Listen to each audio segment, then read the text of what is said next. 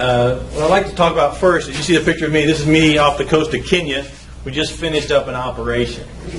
Now, anybody been to Kenya?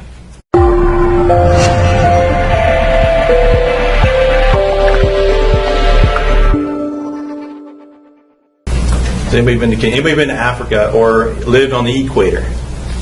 Been on the equator. When you live on the equator, it is hot. It is hot. It's the most hot I've ever been. And I've been some hot places, and Kenya was really hot. And the purpose of this story is to show us that we need to be clear in our requirements, and that we need to be very good in our planning, or else we get a different result than what we expected. So we were in Kenya, and Marines like ice, and they like their drinks cold. And so we had a request in for an ice maker.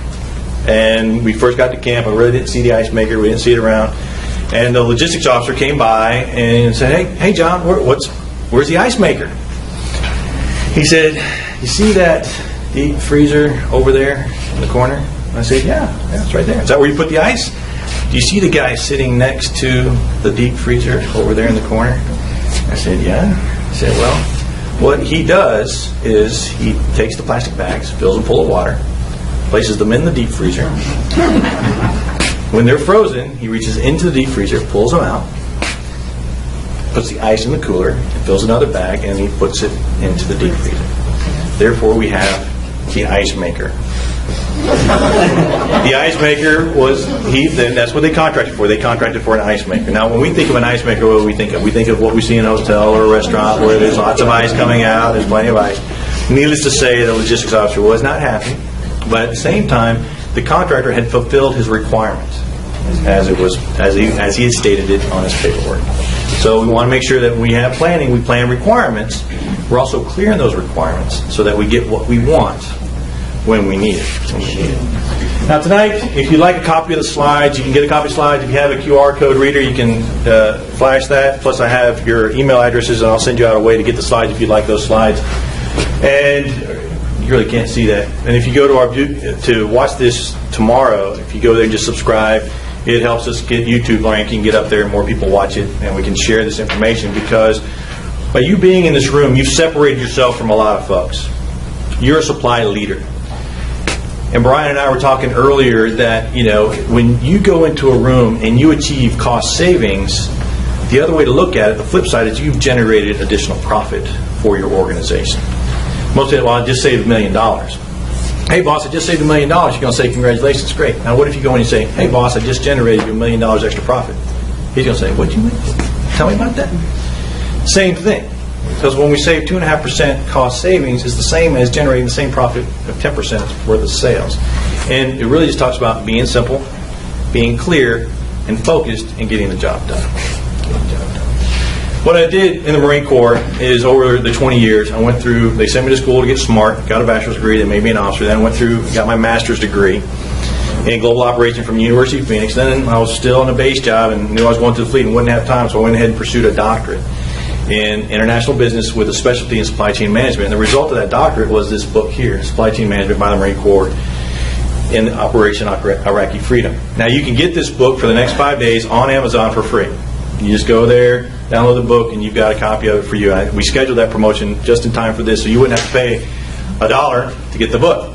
You just go out there, download the book, and you can read it and take the lessons we talked about tonight and apply those to your business. Because when I wrote this, it wasn't just documenting military history.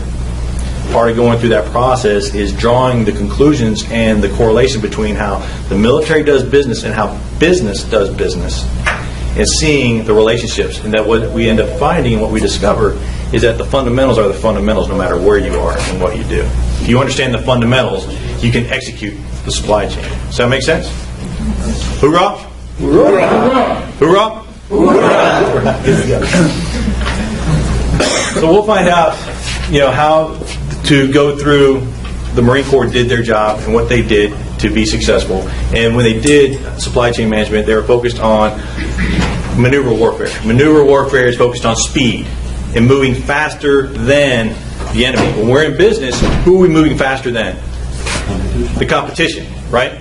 we make decisions faster than the competition, then we will win in business and be more profitable. Same concept applies when we have a military operation. You want to move faster than the enemy. Make decisions faster than the enemy, and we do that with information and good planning. Good planning and information. Okay. And what they found when they did this is they moved 1.2 million tons worth of material over 8,000 miles a day using 2,000 trucks. How were they able to do this? Is they understood the fundamentals with good training. And here's a picture of all the different things that were happening to make sure that operation was successful. Had helicopters, we have boxes and trailers. These are LCACs, ships moving, and Marines and soldiers and sailors and airmen all on the ground moving forward. Very good. Well, I appreciate it. And as I mentioned before, we are in an industry and a career field that is changing. That business is finally recognizing as a profit center of a company or an organization. Even if you're in government, how well you spend your money determines what you can and cannot do. The companies that are still in business today after this recent economic recessions are the ones that understood supply chain management and did it well. The Walmarts and the Toyotas of the world. Now, a little bit about my background. I want to put together some pictures, kind of give you my background. This is me back in 1989 when I entered the Marine Corps. From there, I was selected to be a radio technician, and I was in Okinawa. That's me and my brother actually in Okinawa. We were both in the Marine Corps at the exact same time. And then I was an embassy guard when I met Colin Powell for a photo op. He said, smile, and I smiled, and we're done. That's the extent of my relationship with Colin Powell, but it's a nice picture. From there, I was accepted into an officer program and went to the University of Florida, and it was where I met my wife, and we got married and had 3 beautiful children out here, and then I was a lieutenant. That's me in Croatia. I got a good cigar. And this is us before my last deployment, where we went into the Red Sea, did a lot of work off the east coast of Africa, went into Kuwait. That's about as far as I went in, came back out, and we continued to do our work on the east coast of Africa. And most of us know about it now because of the pirate situation, but that's what we were doing back then. And then we retired, and we have our 3 children. They was recently in a wedding. Is anybody curious at all about who Jack Quinn is? Yes. Jack is the middle name of that little guy right there. Quinn is the middle name of that guy right there. And the middle name of my daughter is Sophia, JQS, Jack Quinn Solutions. Who came up with that idea? That beautiful woman right there. It was not me. I am not that smart. But she came up with that idea. So which we've been in business since 2009, continuing to grow our business by training procurement professionals and becoming something more than what we are perceived to be today. And the way we do that is through training and be more confident than our competition. As you see here, the books, you can get these books on Amazon, all 3 of them. If you're wondering when and how you're going to prepare for the CPSM certification, there's a book there that tells you exactly how we prepare students. Not everything's in there, but most everything's in there. Okay, but tonight we're going to talk about is supply chain management by the Marine Corps in Operation Iraqi Freedom, and draw the correlations between how they did business in an operation and how we need to do business, or how we do business today. And what we'll find is that there's fundamentals no matter what, and when you master the fundamentals, you can do anything well. Just like in football. At the block and tackle of football, if you can't block and tackle, how's that quarterback going to throw the football pass, right? That make sense? Okay. I mentioned before, it was a concept of maneuver warfare, move faster than the enemy, and in business we move faster than the competition. And by moving faster than them, being able to make better decisions than them, we were able to stay ahead and stay profitable when they may not be. And we do that by solid planning, good training, and making decisions with leadership. So people are what made the difference. There are a lot of problems, and we're going to talk about those problems. Okay, we're going to kind of go into those problems and really kind of hammer them out so we can talk about them and understand what happened and what we can do to avoid those issues. But at the end of the day, when things still didn't work quite in accordance with the plan, people made the difference. And you have pictures of Marines up here, and then a picture of some professionals here. These folks were on the ground. This middle guy right here passed away in Afghanistan. He was a staff sergeant in 2012. He was one of those people. He made it happen. And the reason I brought him to the presentation was to honor him in his memory, because he did a good job. Planning is the key. Understanding good planning. And when we did this dissertation and studied this, what we discovered was Marine Corps is set up in 3 different organizations. You have the East Coast Marine Corps, the West Coast Marine Corps, and then you have Okinawa. Well, the West Coast was going to lead the operation. So the East Coast went to the West Coast to plan with them and to hammer out the plan. And a part of that plan was that at a certain point in the operation, the East Coast was going to displace or move to another location on the battlefield.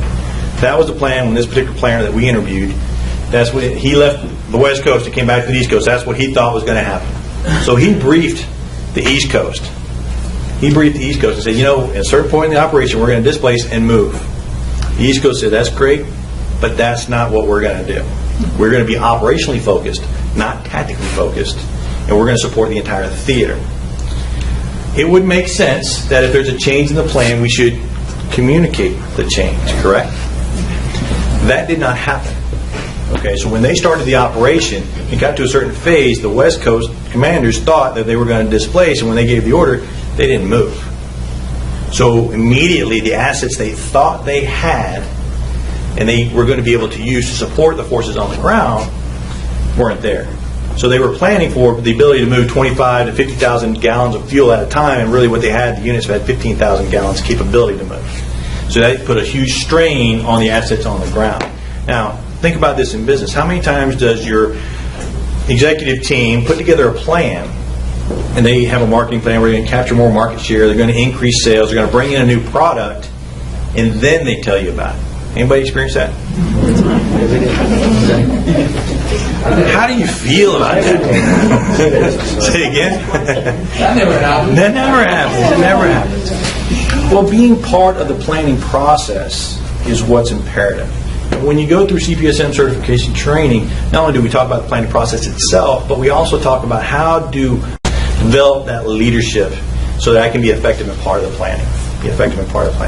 Now, the results of this inability, or this planning, the plan. Whenever we do a plan, we hit print, what happens? Plan changes, right? Plan changes. So the plan changed, and the result of this plan was that there were people on the battlefield that requested 25,000 gallons of fuel before they were going into a town to accomplish a mission. And they couldn't get it. The assets weren't available. And they had tanks that they were going to use in support of this particular operation. Now, tanks operate on gallons per mile, not miles per gallon.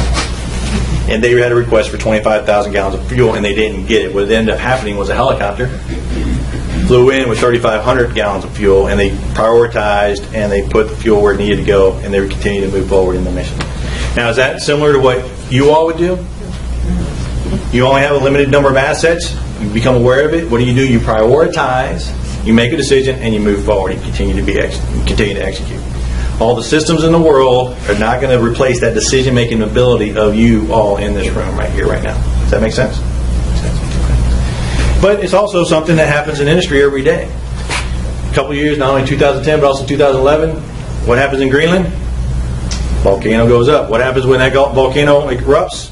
Shuts down the air corridor between Europe and the United States. Okay? The tsunami in Japan affected a lot of parts coming out of Japan. And people that had a plan, this particular article talks about Hewlett Packard and what he started doing as soon as he heard about it. He started making decisions and taking action. And most recently, UPS. Anybody with UPS? Yeah. UPS had a little bit of a hiccup this past Christmas season where they had a surge in purchasing and they were not able to meet that Christmas on-time delivery that they thought they had.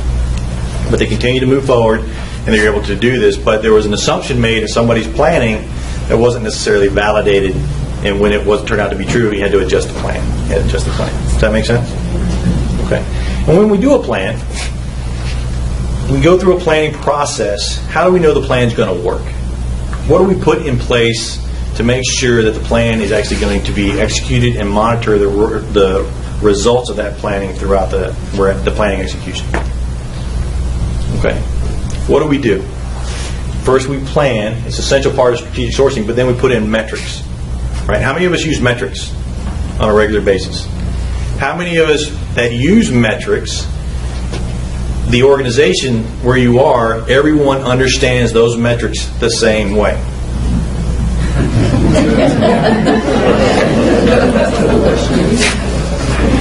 Okay. And likes them. Say again? And likes them. It likes them. And part of coming up with metrics, when we sit down in our planning and we determine what success is going to be, we go through a planning process.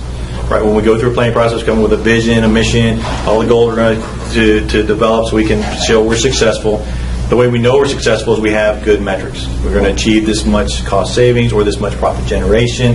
We're going to have a level of readiness, order fill rate, delivery on time, delivery, those types of things are what we're measuring. Fair? Okay. When they were going through the operation, there were 3 metrics people were looking at. Readiness, which is what the commander on the ground is looking at. This is the person who's making the decision on what assets he has available in order to conduct a mission. So that's his focus. Call him the ultimate customer, the end customer is the commander. He's looking at readiness. Other people throughout the supply chain are looking at fill rate and order ship time. Order ship time was about 2 to 5 weeks, and the fill rate was about 10%. 10%. Now, what was going on during this time? We're going to talk about information technology in a few, and that'll kind of illustrate more what really happened. What was going on is Marines were submitting requests for stuff. Those requests were going into the system, but the system did not have the ability to give them back feedback to say your stuff is on order and where it is in the supply chain. So what did they do? They ordered it again. Yeah, they ordered it again. So when we look at this fill rate of 10%, we got to kind of understand the context of what that number means. There was a lot of ordering, reordering, ordering again, because they didn't know. They didn't know where their stuff was. They didn't know if they got that it was actually received, and they were doing stuff. They were moving forward. Okay, so they want to make sure they have that. Now we look at order ship time, 2 to 5 weeks. Where do you think the clock started, and where do you think it stopped? It started when they placed the order, and they received it on the other end. Now these are folks in DLA, stateside, and they're all about supporting the people overseas. So whatever they've got to do, that's their mentality, no doubt. Whatever it takes, we're going to get it done. So they receive an order, and they'll do what it takes to fill that order within 2 to 5 weeks based on what the supply chain had.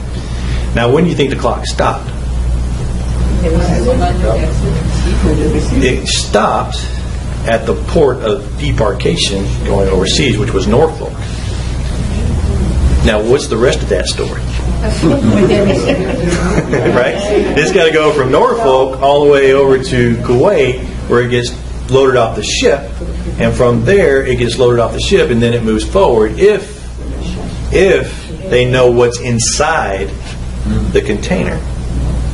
Now, this was a very interesting part of this, is that there were containers coming off the ships. The ships, they say, what's in that container? I don't know. The manifest wasn't on the container, or they didn't have it readily available, so they said, put it over there.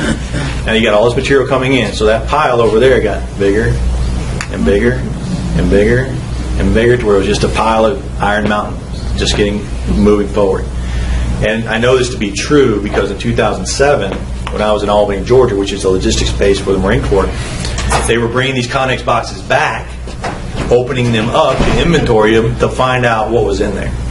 Because they didn't know. Does that ever happen to you? Does it ever happen to you when... No? Not that bad, maybe not, but where you have inventory coming in, but nobody knows where it came from, where it was ordered, or where it might be inside the warehouse. It just comes in and gets put on a shelf, but nobody knows it's there. And then 2 to 5 weeks. Say again?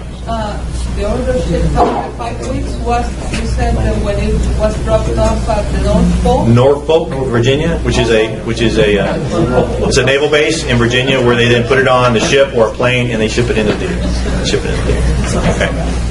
So that was very interesting. So what was the real time thing to get it? Well, it didn't. If they didn't know what was in the container, they set it to the side, so they don't know when it was actually filled. How can they ship something without a manifest?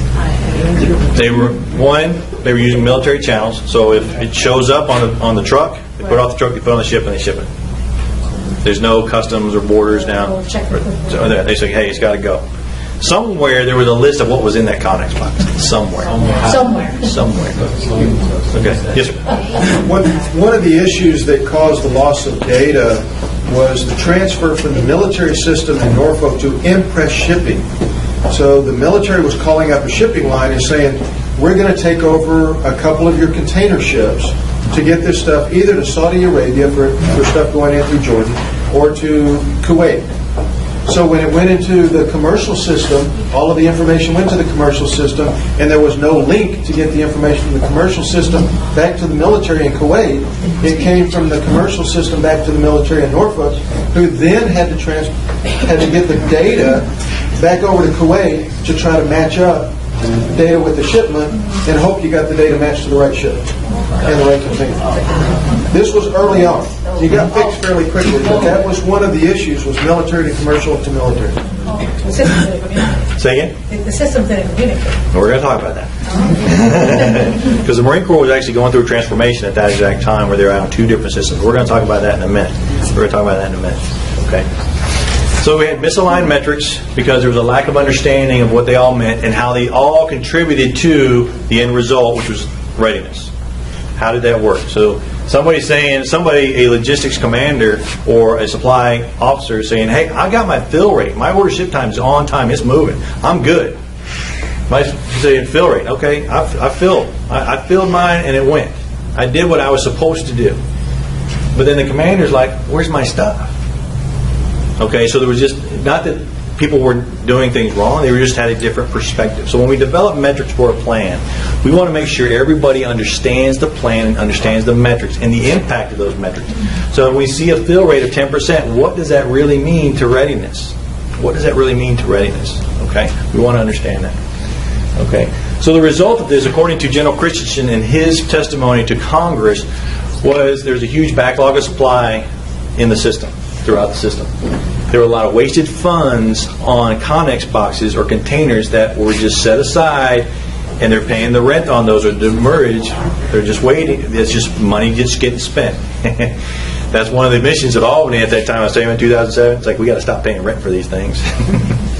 They could have bought them outright for as much money as they pay the rent on them. So there's a lot of money wasted fund there. $1.2 billion in discrepancies between what was ordered and what was received. What was ordered and what was received. Now, if the supply leader, you all in your room, could find this $1.2 billion, what does that mean? Profit to the company. Outstanding. Very good. Okay. And so, come back to here. How did they maintain 95% readiness? How did the commander maintain that ability to continue to serve the mission? We call it cannibalization. Okay. Now, the military has a whole order on what you're not supposed to do and why you're not supposed to cannibalize vehicles. But what cannibalization is just like it sounds. They're taking parts off of good vehicles or vehicles that are kind of broke. They're taking those good parts and putting them on vehicles that are broken, but getting them up and running. So that's how they continue to maintain that readiness. We had people making decisions, taking leadership, and getting things done. They said, "God, the supply chain is broke." They continue to move forward. And just a side note. Had an Amtrak supply officer. Amtrak are those vehicles you see on the Marine Corps that come up out of the water, and they got these tracks on the side. He anticipated the supply chain to fail, so he placed his order before he ever left the States for replacement tracks. And 6 months later, he received it because he placed that order before he ever left the States. So he anticipated failure, took action, and continued to move forward. Okay, in his planning. Okay. And what was really interesting, stockpile of excess supplies, and with this, they were going around the supply system, is they basically created their own, what I call an underground supply system. There was, anybody watch MASH? Remember that old series MASH? What did you hear Radar and Klinger doing all the time? What were they doing? They were making deals for a case of scotch, right? That was one of the, hey, I got a case of scotch. Not that there was scotch on the battlefield, but they were making deals. Like, I got tires, you got fuel, I'll trade you my tires for your fuel. Or stuff like that. That's what they were doing. They were making things happen. The Marines would grab their Lance Corporal, grab a vehicle, and they would drive to the next unit and say, what do you got? They'd find out what they have, say, okay, I got this, what do you need? Let's make a trade. And they'd move on. And they continue to move forward. Okay. This is really good.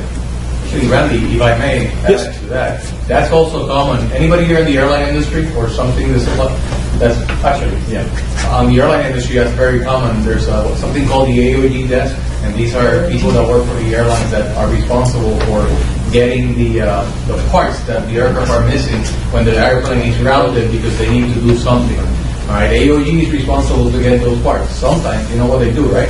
The guy from Delta goes to the guy from American, and I'll borrow that. And then he borrows it, and then later on, he returns it. But sometimes when you're in dire need, you lose that sort of stuff. And not only happens in the military, this is a good example of the private sector where it happens. And that's exactly the point. You see, we're talking about a military example, but they apply to what we do every day. What we do every day is making decisions, taking action, and moving forward. Taking action, and moving forward. Okay. The point of talking about metrics is by the lack or misaligned of metrics is there was a sense of uncertainty on the battlefield. And when there's uncertainty, people take action to get certainty, correct? That's what they do when they start stockpiling, they start ordering again. They're doing the things that they have to do to feel certain that they know what's going to happen in the future, and they take action. So by having, defined metrics that are explained and people understand, their uncertainty goes down and they're able to make better decisions. If they can see the supply chain and know exactly where the material is, then they can also make better decisions. How are they able to see what was going on? The information technology that we were talking about earlier. What was going on in the Marine Corps at that exact time was the Marine Corps was going through a transition off a system called Atlas, which was 30 plus years old. It was an old COBOL system. Anybody use COBOL? You use still? No, used to. You use COBOL? Years ago? Okay. COBOL system, COBOL technology. And they were transitioning to a system that was PeopleSoft based. Okay, the new system was more real time. It kind of reconciled itself every day automatically. That's what was going on. With the old system, you had to download your data onto a disk, take it over to a computer, upload it into the computer, send that file via some type of electronic means, either email or something, to be received on the other side. The other side would receive it. They would load it up. They would reconcile it if you processed it correctly. They would receive those orders and they would push those orders out. Those were not uploaded correctly or there were any mistakes in the order, they would be rejected. You would get an error file that would come back to you the next day. Okay, this is 24 hours, it come back to you, you receive your errors, then you have to reconcile those errors, fix them, put them back in the system, and run them up. That's the old system, that's what they were doing. So the Marine Corps was in the middle of this transition. So what happened was, all the way up to the point of actually crossing the line of departure, or actually going into the operation, they tried to make it work. They said, we'll just keep the second Marine Division on the new system, and the 1st Marine Division on the old system, because they split. They did one test with one unit, another test with another unit, and then the operation happened. The point for this action is that how many of us have implemented systems, have added SAP or Oracle or something like that? When we start to implement new systems, what do the people want to do? Use the old system. They don't want to change. They don't want to change. So the point with this, again, with this area is that when you go through the process of developing a system, and when you go through CPSM certification, we teach you that process, the system development lifecycle, and talk about how do you develop a system and implement a system. So when you go through that process, when you get to that final point of turning on the new system, you have to turn the other one off. You have to turn the other one off. Or else you get caught in a situation like this where people just don't see what's going on. They say, I can't work with that new system, I'm just going to go to the old system. Right? Okay? Does this happen in industry? Does this happen in your world? It does. It happened to BMW. They were going through a transition to software, and the result was that the parts were not being shipped, and that they were feeling that on the customer service side. They were feeling it on the customer service side, and you have a company like BMW, they're high-end, right? Their customers, did they want to wait? Most likely not. So they were going through a supply chain system where they were changing, and it caused a delay in parts being delivered. Okay, so the point again is that when we go to a new solution, we want to chop off, say, okay, the old system, keep it for record-keeping purposes, but get everybody on the new system as soon as possible. Does that make sense? Can I get a new rock? Can I get a new rock? All right, good to go. Technology is not a solution. Okay, technology is a tool. Technology is a tool. You put data into the tool, you get data, you process that data, you make decisions based on the data inside the tool. The people are the solution. People are the ones that read the data and make it work, and make decisions based on that data. Okay? And when technology fails, people have to leave. Okay? So, would we say that Operation Iraqi Freedom was a success for the U.S. military? It was. It was. Without a doubt, we could all say that it was a success. The reason it was a success was because of people. You had leadership on the ground, making decisions and moving forward. When there was no easy answers. They got creative and made decisions. They had a very focused way of getting things done. So my mission is this. Now, some would say that their mission was to get to Iraq and make things happen. I would offer to you and those that have been in service, we don't fight for the political reason, we fight for each other. And their mission was to make sure they didn't fail their brother Marines out there. So that's what they were doing.